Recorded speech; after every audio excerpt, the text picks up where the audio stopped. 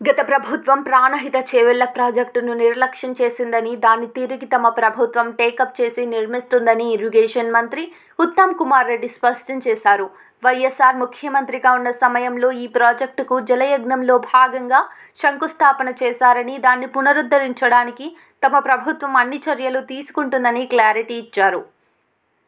Pranahita project డిజైన్ను మార్చి గత ప్రభుత్వం కాళేశ్వరం పేరుతో రీఇంజనీరింగ్ చేసిందని, కానీ నిర్మించిన 3 కీలక బ్యారేజీలు ప్రస్తుతం పనిచేయడానికి వీలు లేకుండా ప్రశ్నార్థకంగా మారాయన్నారు. ఈ బ్యారేజీలకు జరిగిన డ్యామేజ్, లోపాలపై జ్యుడిషియల్ ఎంక్వైరీ వేయిస్తామని, నిపుణుల నుంచి కూడా సలహాలు తీసుకుంటామన్నారు.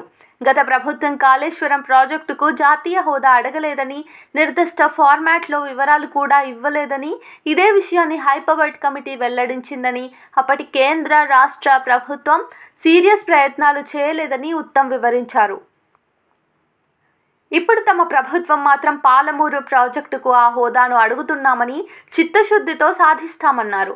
బ్యారేజీలకు సాధారణంగా ఉండే నీటి నిల్వ సామర్థ్యాన్ని పరిగణలోకి తీసుకోకుండా డిజైనర్, ఇంజనీర్ కాన్సెప్ట్ తయారు చేసి వ్యక్తి ఏకపక్షంగా వ్యవహరించారని పరోక్షంగా కేసీఆర్ను విమర్శించారు. నిబంధనలకు అనుగుణంగా కట్టిన ధవళేశ్వరం, ప్రకాశం బ్యారేజీ లాంటివి ఇప్పటికీ పనిచేస్తున్నాయని, కానీ కాళేశ్వరంలోని 3 బ్యారేజీలు మాత్రం రిజర్వాయర్ల తరహాలో డిజైన్ చేయడంతో ఫెయిల్ అయ్యాయన్నారు. 1,00,000 కోట్లు ఖర్చు చేసి కట్టినా ఇప్పుడు కాళేశ్వరం ఎందుకు పనికిరాని కట్టడంగా ఉండిపోయిందన్నారు.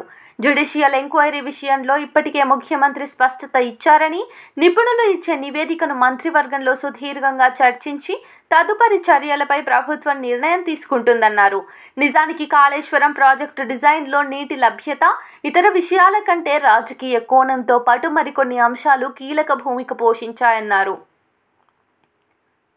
తనతో పాటు మంత్రులు లేవనెత్తిన సందేహాలపై ఇంజనీరింగ్ చీఫ్ కొంత గడువు తీసుకున్న తర్వాత రిపోర్ట్ ఇస్తామన్నారని, అందువల్ల అది వచ్చిన తర్వాత ఏ దిశగా నిర్ణయం తీసుకోవాలో ప్రభుత్వం ఆలోచిస్తుందన్నారు.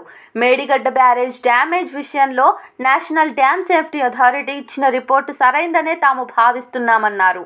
ప్రాణహిత చేవెళ్ల ప్రాజెక్టును తిరిగి నిర్మించే విషయంలో తుమ్మిడిహట్టి దగ్గర తాజా పరిస్థితిని సమీక్షిస్తామన్నారు.